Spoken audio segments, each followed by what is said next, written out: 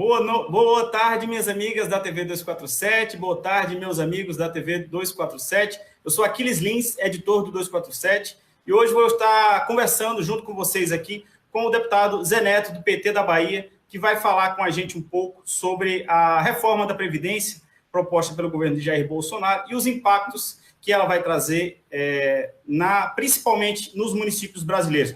Boa tarde, deputado. Tudo bem com o senhor? Boa tarde, Aquiles. Boa tarde a todas e todos que, nesse momento, dão audiência ao 247.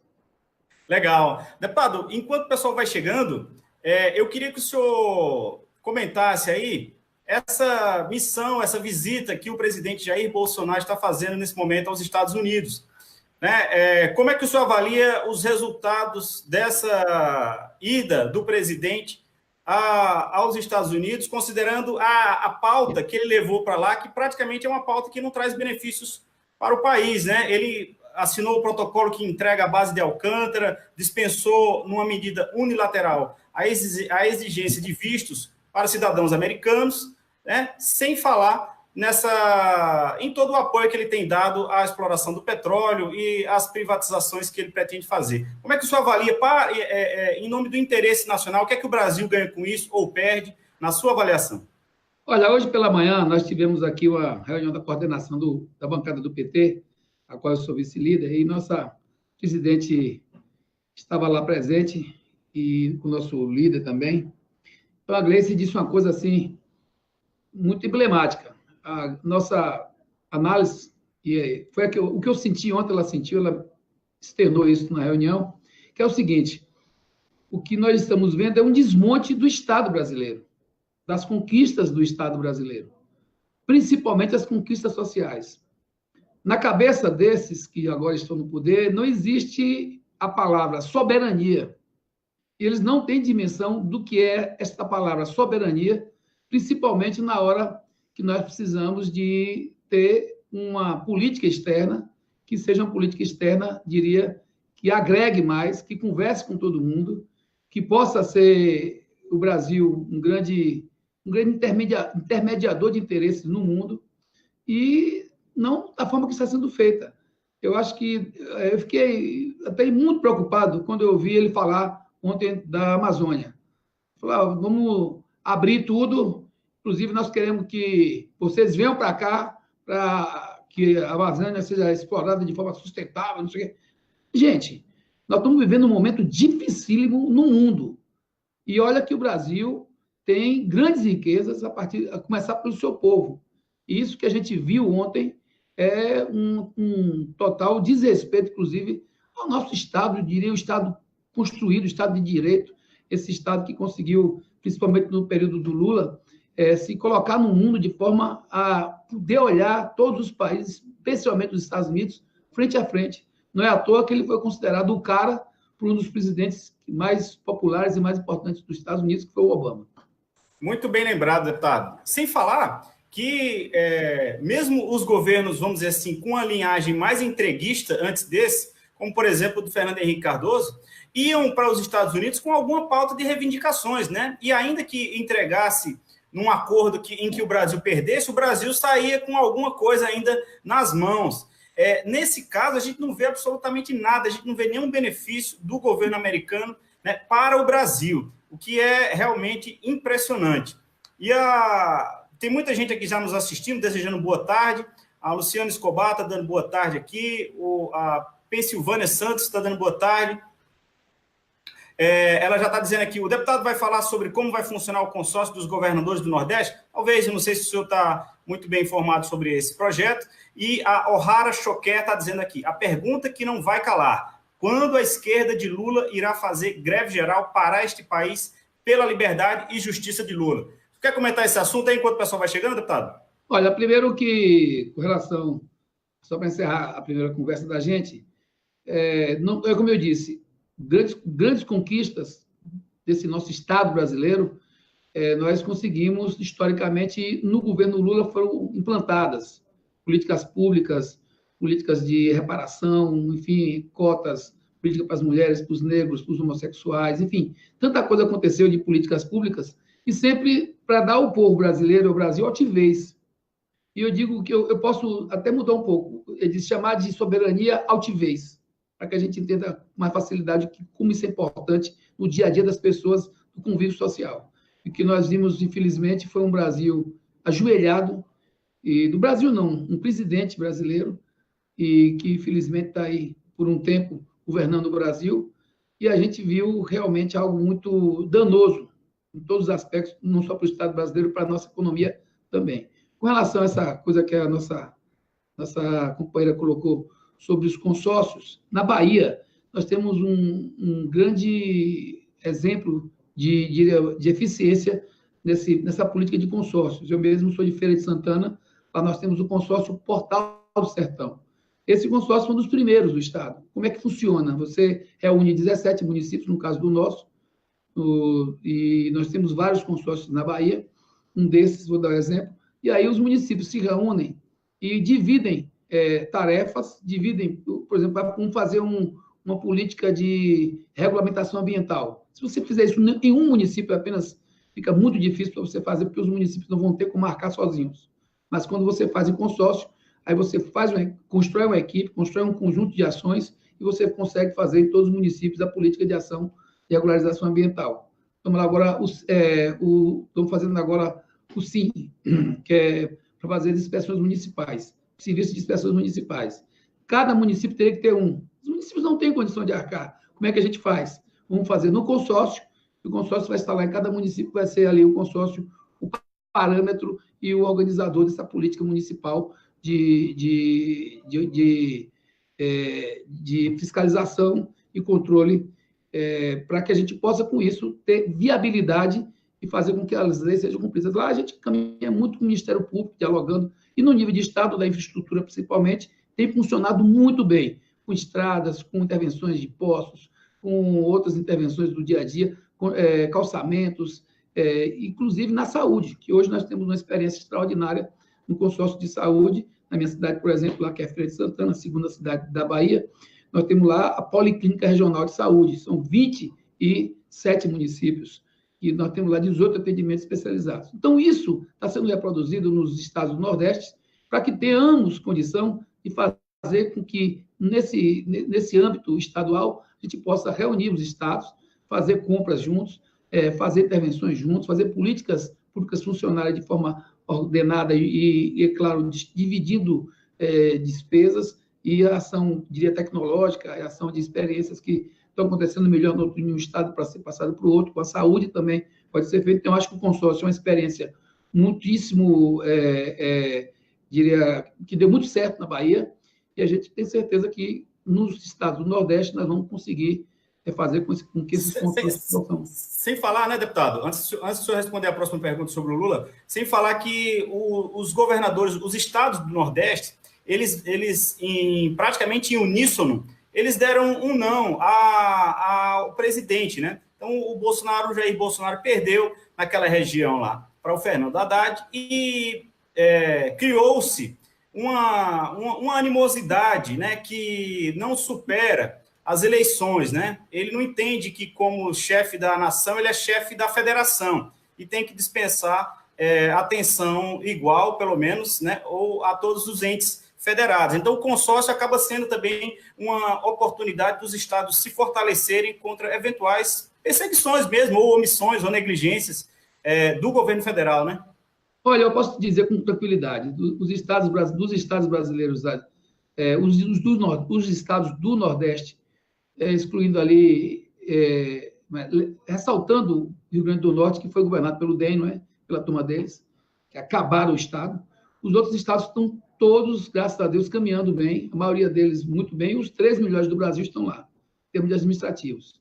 Isso é o inverso do que tem acontecido, inclusive, no ambiente do Sul e Sudeste. Está acontecendo no Rio Grande do Sul a tragédia de administração que acontece lá há algum tempo, que está acontecendo no Rio de Janeiro, que está acontecendo agora em São Paulo, que é o maior débito, a maior dívida do país, em termos proporcionais, o que está acontecendo em outros estados do Sudeste. É claro que a gente tem que olhar o Nordeste e dizer, nós temos orgulho de saber que os nossos governadores estão com o pé no chão e estão sabendo o que tem que fazer para cuidar do Brasil. E esse consórcio dos governos do Nordeste vai dar, com certeza, resultados muitíssimo significativos. Inclusive, o nosso governador Rui Costa, ele venceu as eleições lá com 75%. Não foi à toa, foi porque soube com o pé no chão, combater corrupção, fazer reformas administrativas, em certos momentos ter que tomar um chá amargo, mas sempre olhando no interesse público. Nós estamos pagando as folhas em dia, pagando tudo certinho. A saúde, graças a Deus, caminhamos, temos passos muito decisivos na saúde, na segurança pública, na infraestrutura, e não foi à toa que ganhou com 75%. Então, acho que é isso, a administração passa nesse momento também por uma coesão de interesses e que possa ser legitimadas esses interesses com as necessidades do povo. E o Nordeste, graças a Deus, está dando esse exemplo, e a gente vai continuar unido, principalmente nesse instante, onde a Previdência é diria, um grande problema para ser enfrentado por todo o Brasil, mas muito especialmente pelo povo nordestino. Aproveitar para responder a pergunta do Lula. Isso, antes do senhor responder, eu só queria dar uma boa tarde aqui para Irani Aires da Silva, que fala direto do Tocantins, estado que eu gosto muito, morei por 10 anos lá, tenho profundas relações com o Tocantins, e também ao Edu Goulart, que está falando de Fortaleza. Tem muita gente aqui, deputado. A causa Lula livre, a libertação do ex-presidente Lula, independente do assunto e do entrevistado que se coloque, ela é uma questão que ela é transversal, ela perpassa, ela trespassa todos os assuntos, todas as pautas, e é também uma bandeira que o 247 defende, por entender que a democracia brasileira depende disso, né? Nesse final de semana teve um encontro aí com vários líderes partidários, movimentos sindicais, movimentos sociais, que definiram estratégias para encampar a defesa da liberdade do ex-presidente Lula, né? Como é que o senhor vê esse movimento e como é que o senhor acha que deve ser agora os próximos atos pela defesa da liberdade do ex-presidente? Gente, essa semana eu estava conversando com minha esposa, sentado na cama, assistindo televisão, e mexendo nas redes, apareceu uma foto do Lula, sereno, tranquilo, e com um olhar de quem está olhando para as coisas com afeto, diria, com amor. E o Lula, ele representa para a gente, não é só a representação do PT que está, nesse momento, sendo aprisionada de forma política, um preso político, mas é tudo que nós construímos está representado nesse momento.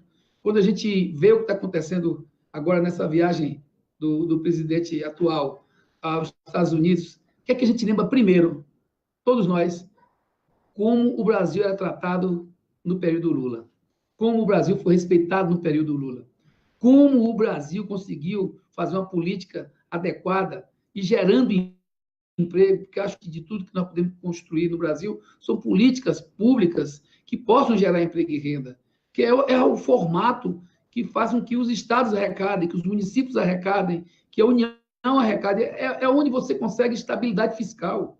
Nós tivemos o período de Lula e o primeiro governo de Dilma, a crise da Previdência, a gente conseguiu contornar, por quê? Porque você está arrecadando, você está fazendo o Brasil rodar, as coisas estão acontecendo, as pessoas estão fazendo o dinheiro circular e isso gera emprego, gera renda, gera riqueza. Então, a gente só lembra do Lula a todo momento por isso, porque nós estamos vendo o que foi construído pelo Lula e pelo povo brasileiro, pelo leado de lutas todas do povo brasileiro, tantas lutas pela Petrobras, pelo Banco do Brasil, pela Caixa Econômica, por políticas públicas diversas, quer dizer, e hoje a gente enxerga esse momento de fragilização do Brasil, de entrega do Brasil, de uma política que visa concentrar a riqueza novamente na mão de poucos e muitíssimo contraditória. Então, a gente só consegue enxergar um caminho, lutar pelo Lula livre, porque não é só o Lula que nós queremos livre, nós queremos libertar o Brasil. E é muito emblemático, nesse momento, todos nós nos reunirmos para que o nosso Lula, esse preso político, que todos sabem que é um preso político, possa ter novamente as ruas conclamando os companheiros e companheiras para que possamos encher as ruas novamente com caminhadas, com tarefas, enfim, com grandes movimentações para que a gente possa, mais uma vez, chamar a atenção das autoridades, chamar a atenção do Supremo, para que possa realmente fazer justiça com o nosso companheiro. Muito bem colocado, deputado. O senhor falou aí, porque a população brasileira, quando pede a liberdade do ex-presidente Lula, ela não está pedindo apenas a liberdade de um ser humano que foi preso injustamente, né, sem provas. Ela está querendo também a retomada daquela vida que ela tinha. Ela está querendo ter de volta o dinheiro que ela tinha no final do mês, né? ela tá querendo emprego de volta, né? Ela está querendo condições de viver num país melhor. Então, o pedido de libertação do Lula, que foi impedido de disputar as eleições, as quais ele ganharia no primeiro turno, é justamente um pedido de retomada desse Brasil que o senhor está citando aí. Um Brasil que tinha altivez, que se colocava no mundo como um player global, né? Que fundou os BRICS. É um país que fazia crescimento de 5,5%, 7,5%. É um país que gerou 20 milhões de empregos com carteira assinada, tirou 40 milhões de pessoas da pobreza, né? Então, a pauta Lula livre ela é muito mais do que a libertação apenas da pessoa física, do CPF Lula, né? Não, é isso que eu estou dizendo. São as coisas que representaram muito para a vida dos brasileiros.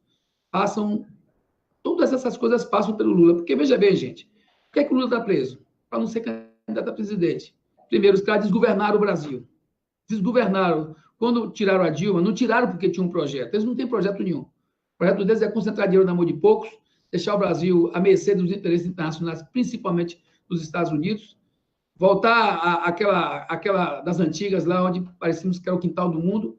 E, nesse tempo de desgoverno do governo Temer, que era uma coisa, para mim, proposital, desgoverno proposital, eles fizeram o que quiseram, porque não tem nada mais fácil de você entrar e conseguir vencer quando você encontra o seu adversário desgovernado. Então, os inimigos da pátria, os inimigos do povo brasileiro, que são inimigos, não estou mostrando outra coisa, eles conseguiram, no poder, nesse desgoverno, fazer com que nós tivéssemos uma perda absurda de empregos, tivéssemos uma perda absurda de políticas fiscais, e agora nós estamos chegando a uma contradição imensa. Que olha, não sei se vocês lembram, devem lembrar, a história era o quê? Mais Brasil e menos Brasília. Onde é isso, gente? Por que nós estamos vivendo muito mais Brasília e muito menos Brasil? A reforma da Previdência é exatamente isso. É mais Brasília porque esses caras estão querendo tirar do mercado. Eles estão falando de 1 trilhão, não é? De economia. Mas eles querem tirar da circulação da moeda 800 bilhões, sabe de quem? Dos mais pobres. Sabe de quem? Dos idosos. E é bom lembrar que nós já temos hoje no Brasil uma perspectiva de que em 2030 nós tenhamos mais idosos do que jovens e crianças. Imagina que tragédia. Aí você tira dos idosos, tira dos rurais, tira dos mais pobres, tira em tudo, porque eu estava olhando agora há pouco, o PIS e o PASEB, você sabe, né? O PIS é para o privado, o PASEB é para o... Não é isso? Você hoje ganha... O trabalhador tem um salário. Quem ganha até 2 salários por ano, por mês. Eles vão tirar, vai deixar um salário. E quem ganha mais do salário, se ganhar um salário mais 10 centavos, não vai mais ter direito para fazer o PIS. Isso está demonstrando que eles estão tirando a bíceps, recursos do setor mais carente da sociedade. Com isso, o que vai acontecer? Claro, gente, uma tragédia existe para valer é no município. Ente é Estado, ente é federação, mas município é dia a dia. A cada 10 municípios brasileiros, 7 municípios, olha que absurdo, de cada 10, 7 têm receitas de previdência maior do que as receitas do FPM. E isso demonstra a importância desses recursos da maior política social distributiva, que é a Previdência. Quando eles tiram 800 bilhões do setor do regime geral, que é o que estão propondo, eu vi esse dado essa semana, que é um dado que eu fiquei... É isso mesmo, gente? Aí alguém me disse, Zé, pode ir lá aprofundar, que é. Gente, de onde é que vem esse recurso? Vem do município, vem das pessoas mais caras, e vai parar na mão de quem? De Brasília. Esse Pacto Federal está sendo proposto? Olha, então começou muito mal. E para piorar, o que acontece? Eles ainda vieram dizer, agora já trouxeram outra medida aqui para a gente apreciar, que é para mudar o Pacto Federativo onde? Lá no repasse, abrindo mão dos repasses dos valores, dos tetos de educação, de saúde, de segurança. Se isso acontecer, imagina, alguns prefeitos e governadores no começo estavam assim, empolgados, olha que bom, vão acabar os tetos, nós vamos ter problema lá com nossas contas com os tribunais. Mentira. Era para não ter mais a obrigação de passar os tetos constitucionais dos municípios e estados. Então, esse Pacto Federativo que está sendo proposto é o inverso. É você trazer mais dinheiro para Brasília, e a própria Previdência, eu acho que ela vai criar uma situação dificílima para os estados e para os municípios brasileiros, até porque, só para concluir aqui, Aquiles, só para que, veja bem, o dinheiro, quando chega na mão das pessoas no município, a feira mais importante do município é a feira da Previdência. O dinheiro que faz o comércio rodar é o dinheiro da Previdência e uma parte do dinheiro do FPM. Aí o que acontece, gente? Esse dinheiro é que viabiliza a arrecadação de muitos estados. Porque os estados, como a Bahia, por exemplo, 80% de tudo que a gente arrecada vem do ICMS, que é responsável pela maior receita do estado. Se ele está dizendo que vai tirar 800 bilhões da mão das pessoas, do dia a dia dos estados e municípios, é claro que o custo social vai ampliar para os estados e municípios, que as pessoas com menos dinheiro vão ficar mais doentes, vão ter mais problemas sociais, vão ter mais situações graves para serem enfrentadas. E, além disso, você vai ter menos recursos na mão dos estados e municípios, porque o Pacto Federativo que está aí, com aquela PEC que vocês lembram, que congelou os gastos públicos, vai criar uma situação dificílima. Então, vai ser mais Brasília e menos Brasil. Muito bem lembrado. Muito. Você acabou colocando aí o tema da nossa entrevista principal, que tem dados assim impressionantes, né? Que o senhor acabou de dizer, deputado, relacionados aos municípios. De cada 10 municípios, em 7 circula mais dinheiro oriundo da Previdência do que do próprio FPM, né? É uma coisa, assim, realmente importantíssima. Agora, antes de passar para o senhor fazer uma pergunta para você responder aqui, eu queria agradecer ao novo membro do canal aqui, o William Robson. Obrigado, William, e obrigado a todos os membros e as membras do canal. Vocês nos ajudam a tornar a TV 247 mais forte, né, em alcançar pessoas maiores. Lembrando que o 247 ele é um exemplo para o próprio YouTube de relacionamento de sucesso com os membros do canal. Então, a gente sempre agradece a todos os membros do canal e também queria pedir para quem não for e quiser se tornar um membro da TV 247, basta clicar ali embaixo em Seja Membro, você paga uma pequena assinatura mensal e você ajuda a TV 247 a continuar se fortalecendo e crescendo no YouTube, né? Mas lembrando que a melhor forma de você apoiar o Brasil 247 é fazendo uma assinatura solidária em brasil247.com/apoio. Lá você pode escolher um valor mensal ou único pelo qual você quer doar e fortalecer o Brasil 247. A gente pede também apoio ao projeto, ao coletivo Jornalistas pela Democracia, que reúne um time de excelente qualidade, talvez seja a maior reunião de profissionais, de grandes profissionais do jornalismo já feitas em apenas um único lugar, né? Quem quiser apoiar essa causa, agora a gente recebeu duas presenças ilustres, que é as jornalistas Denise Assis e Hildegar Angel, né? Então, eu peço que quem puder ajude a causa Jornalistas pela Democracia em brasil247.com/democracia. Né? Deputado, tem aqui uma pessoa, o Crispim Lima, está dizendo aqui, Zé Neto, nosso deputado federal aqui de Feira de Santana, na Bahia. E a Vilma Maria está mandando um recado aqui. Aquiles, vê se consegue convidar a Marília Reis, deputada federal por Pernambuco, por favor. Amo vocês do 247. Uma boa sugestão, Vilma. A Marília, que é uma deputada muito atuante, né, teve uma ascendência assim, sensacional em Pernambuco. Inclusive, eu defendi que ela fosse candidata. Eu, pessoalmente, gostaria de tê-la visto disputar o governo de Pernambuco, que é o estado de onde eu nasci, né? Ficaria muito feliz de ver uma neta de Miguel Reis lá no Palácio do Campo das Princesas. E a Luciana Escobar está dizendo aqui que é membro do canal. Eles querem miserabilizar o povo brasileiro. Quem sustenta esse país? Quem paga impostos? E o Orixá Carniel está defendendo aqui a auditoria da dívida. E o Luciano de Bastos está defendendo aí a revogação da reforma trabalhista. Agora, deputado, eu vi aqui uma pesquisa um pouco desatualizada, divulgada no ano passado, que diz que dos números de lares brasileiros que dependem da renda de aposentados, cresceu 12% em 2018, né? Esse dado indica que 10,8 milhões de pessoas dependem, a sustentação dessas pessoas depende majoritariamente pela renda das aposentadorias. Esse número, como você muito bem lembrou, que o Brasil tende a ficar um país mais velho, de pessoas mais idosas, a participação das pessoas que dependem da aposentadoria vai só aumentar, né? Então, como é que você faz um sistema previdenciário que reduz o ganho e que praticamente retira da população mais pobre o direito de se aposentar? que o senhor prevê para os próximos anos, caso essa proposta seja aprovada? E aproveitando também, como é que o senhor vê as articulações políticas para a tramitação dessa reforma na Câmara? Aquiles, há um conjunto de situações que são muito graves. Por exemplo, desde o governo Temer, eles vêm fazendo uma fiscalização rigorosa no Bolsa Família, concorda? E no Bolsa Família. Vou dar um exemplo na cidade, eu gosto muito de citar minha cidade, que eu estou ali com os dados na mão.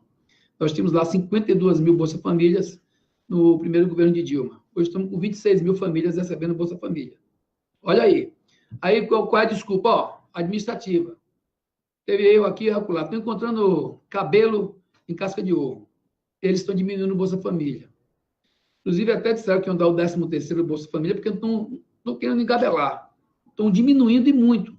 De uma cacetada só, que Temer tirou no governo dele 5 milhões, e depois tirando aos pedaços. Essas políticas públicas são fundamentais para que a gente possa irrigar essas famílias e dar sustento financeiro mínimo, para que essas pessoas possam andar com dignidade. Agora, essa questão da Previdência, eu quero desmistificar aqui uma coisa. Porque alguns pensam que isso é o Norte e o Nordeste, que são as regiões mais pobres, não é? Vou lhe dar aqui alguns números. Vamos lá? Rio de Janeiro, 92 municípios. Sabe quantos têm receita de FPM menor do que receita de Previdência? 81 municípios. Vamos dar outro exemplo aqui. São Paulo, são 645 municípios. Sabe quantos têm receita de Previdência maior do que FPM? 520. Então, não é uma situação geral em todo o país. Então, não tem essa coisa de a gente olha, é só no Nordeste e no Norte. Não é. E bom lembrar, gente, que muitos desses casos hoje, quem é o arrimo de família, da família, muitas vezes, o aposentado. No passado, o aposentado se aposentava, lá atrás, quando havia o emprego, e os netos e filhos iam lá visitar. Hoje, não. Muitos dos casos, quem está cuidando da casa é o dinheirinho do aposentado, da aposentada. Quando ele vai mexer lá no benefício continuado, é um absurdo. Absurdo, porque o que ele está propondo, primeiro, eles estão propondo dificultar o acesso para que as pessoas tenham a Previdência. Então, o rural, você vai ter agora que recolher 20 anos, no mínimo R$600 por mês. Zero. Não tinha isso. Eu vi alguém aqui chamar de fraude. As fraudes da Previdência no rural. Pelo amor de Deus, gente. Vá nos Estados Unidos ver como é que eles fazem com as pessoas mais carentes. Você não gosta tanto do americano? Vá lá na França, como é que eles tratam as pessoas mais carentes, como é a política social de lá. Todo mundo tem casa, todo mundo tem o que comer. Agora, aqui não, aqui é para tratar o nosso povo assim. Aí, resultado com isso, aí você tira o benefício, não é isso? E propõe um benefício de R$400. E dificulta o acesso, porque agora, antes era 55 para a mulher, agora é 60. Imagina. Aí você não consegue se aposentar. Aí, para não ficar de zero, eles dizem, vamos botar com 60, R$400. Se você não conseguir como rural, você consegue com idade. Olha a onda. Aí vai. E, resultado, uma tragédia. É aí que está os 800 bilhões de economia. Agora, mexe nos privilégios muito pouco. Inclusive, eu estou aqui estudando uma coisa para propor o partido, para a gente dar mais celeridade às execuções fiscais do DES, para a gente ter essas dívidas de previdência cobradas com mais executividade, mais rapidez, com mais celeridade. Isso é um aspecto. Porque a gente aqui também não vai dizer que não precisa fazer nada, que seria irresponsabilidade nossa. Alguma coisa precisa para ajustar a Previdência? Sim, sempre. Nós fizemos 2 grandes ajustes. Fizemos um com Lula em 2003, fizemos com o Dilma também no primeiro governo. Mas coisas que tinham que ser feitas. Na Bahia, a gente fez também alguma coisa. Porque a gente está vendo a dificuldade. Eu sei que está se passando. Na Bahia, por exemplo, nós começamos o governo do Jacques Wagner lá em 2006 com um débito de 360 milhões. Débito que eu digo é o seguinte, é o dinheiro que você tem que botar mais na Previdência para continuar pagando os aposentados. Cresceu de tal forma, principalmente por conta dessa onda de Previdência, todo mundo querendo pedir para se aposentar, ninguém quer ficar mais esperando para acontecer, e vai acontecer. Resultado, o que acontece hoje? 4 bi de déficit, no Estado que arrecada 45 bilhões. Então, isso é uma tragédia para o público. Então, no setor público, tem algumas coisas para reajustar, sim. Tem algumas coisas para ajustar. Agora, mexeram para valer? Vou mexer com todos os poderes? os privilégios realmente vão ser atacados, as dívidas vão ser realmente cobradas. Agora, o peso não pode ficar nas costas do povo mais pobre.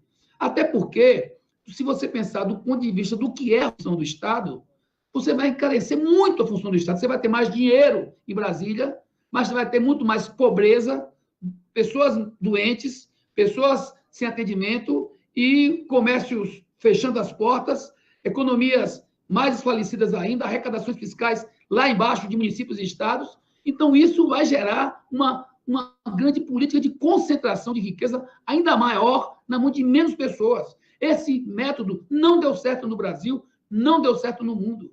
E esse é um método que vai totalmente contra o que uma das coisas que eles cobravam, dizia que vamos fazer aqui uma política diferente, vamos fazer uma política fiscal diferente para os estados e municípios terem mais direito, vamos fazer pacto federativo. É esse pacto? Esse aí é um pacto tragédia para o povo brasileiro.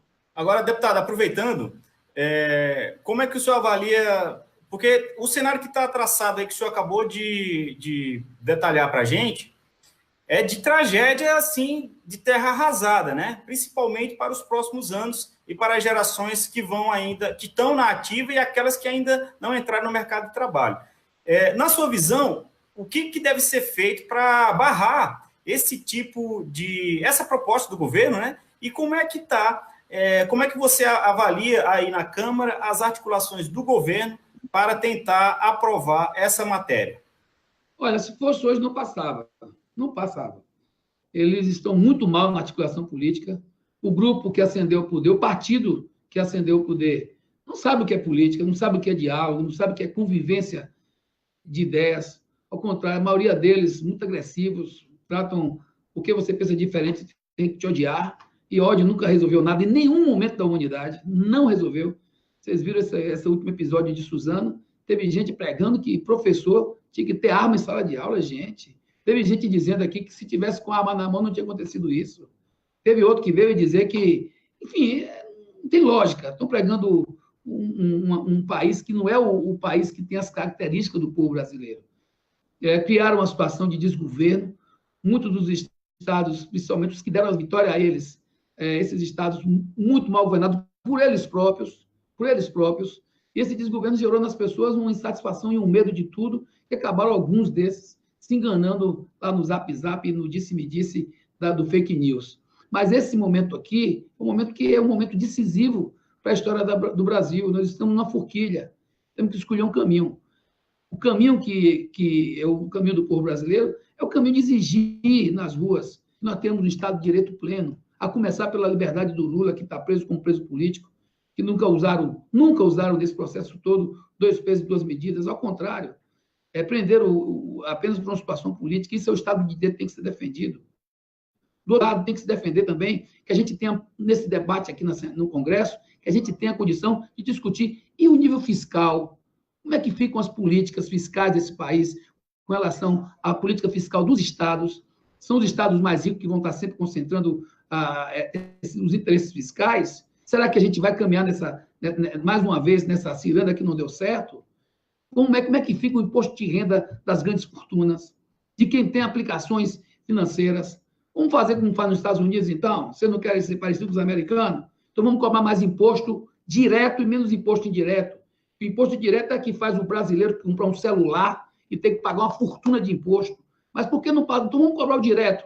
Vamos cobrar na indústria. Vai ser mais barato e na indústria quem vender vai pagar um pouquinho mais para compensar, a gente vai fazer com que o dinheiro circule e a gente tenha condição. Então, legal. Tem que mexer na política fiscal, tem que mexer na política arrecadatória do Estado, porque estão colocando para o Brasil que é a Previdência o grande culpado de tudo, a grande culpada de tudo. Eu te digo que a Previdência precisa ser ajustada, mas não é a grande culpada de tudo. Então, a gente tem que tirar essa ideia da cabeça dos brasileiros e dizer, olha, se quer realmente uma estruturação do Brasil, não passa só por discutir Previdência, mas passa por discutir privilégios dentro da Previdência e privilégios fiscais dentro da política que nós temos hoje no Brasil, que é uma política inadequada, principalmente no que diz respeito à cobrança de impostos, onde os pobres, mais uma vez, são os que pagam mais impostos, porque os impostos que estão gerando a manutenção do Estado, como lá no meu Estado, não é diferente nenhum, o ICMS é o quê?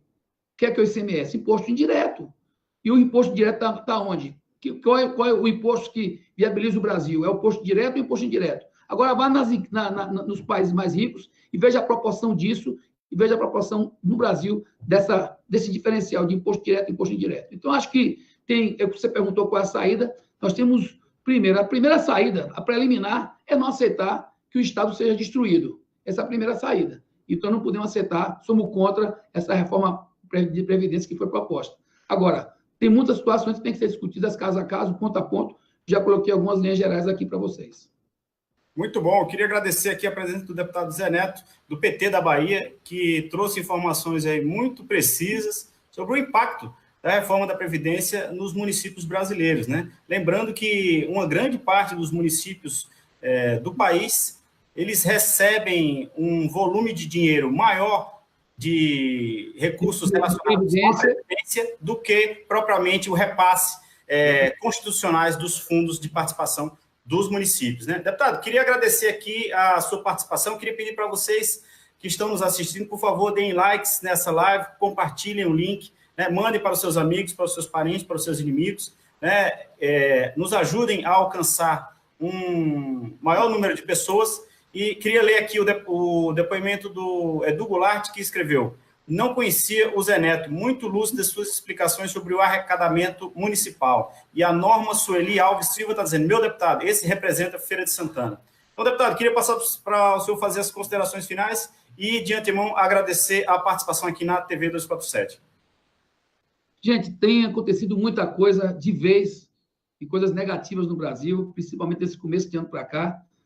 As tragédias que foram acontecendo com o Brumadinho, com o Flamengo, com o CT do Flamengo, agora com essa história de Suzano, nós estamos vivendo um momento muito difícil. Essa semana até coloquei lá na minha rede que a bomba sobre o Japão fez nascer o Japão da Paz, que é uma música de João Donato, A Paz, né? Que isso tem que nos estimular a entender que todas essas dificuldades também estão medindo o nosso tamanho, a nossa resistência, a nossa capacidade de lutar. Então, a gente tem que entender mais o que está se passando, principalmente os municípios que... A primeira grande vítima dessa reforma da Previdência são os mais pobres, são as mulheres, são os rurais, são os idosos, que já representam hoje 82% dos idosos brasileiros recebem Previdência. E esses são as grandes vítimas iniciais dessa proposta absurda que está sendo apresentada. Mas os municípios, as economias municipais, eu disse agora há pouco, de norte a sul do Brasil, que estavam pensando que era só norte e nordeste, todos os estados. São 10 de cada 10 municípios, 7 têm receitas de previdência, que movimentam o comércio, que movimentam as feiras livres, que movimentam a vida das pessoas, que compram o remédio das crianças, dos idosos, que dão condição para que as pessoas possam, e as famílias possam gestar sonhos. Esses recursos estão sendo cortados. E isso vai gerar um grande déficit social e uma grande perda na nossa economia, a começar pelos municípios. Então, vamos que vamos lutar, vamos dizer não a esse retrocesso, esse absurdo que estão propondo ao Brasil, e vamos acreditar que a nossa resistência, a nossa capacidade de lutar. E agradecer muito a vocês pelo convite. Eu acompanho muito o 247, e temos que ter canais como esse, que possam realmente trazer mais informações e mais munição, para que a gente possa fazer um debate social mais amplo, com mais coerência, com mais consistência, e dando à nossa turma que está aí nos ouvindo mais elementos para fazer a disputa. Muito bom. A gente que agradece, deputado, a possibilidade de você estar aqui conversando com a gente, né? Queria, para encerrar, dizer a vocês que daqui a pouco, às 15 horas, o advogado Gilberto Bercovitch vai falar sobre o desmonte provocado pela Lava Jato no país. Então, fiquem aí, fiquem ligados. Daqui a pouco, às 15 horas da tarde, tem entrevista ao vivo com o advogado Gilberto Bercovitch.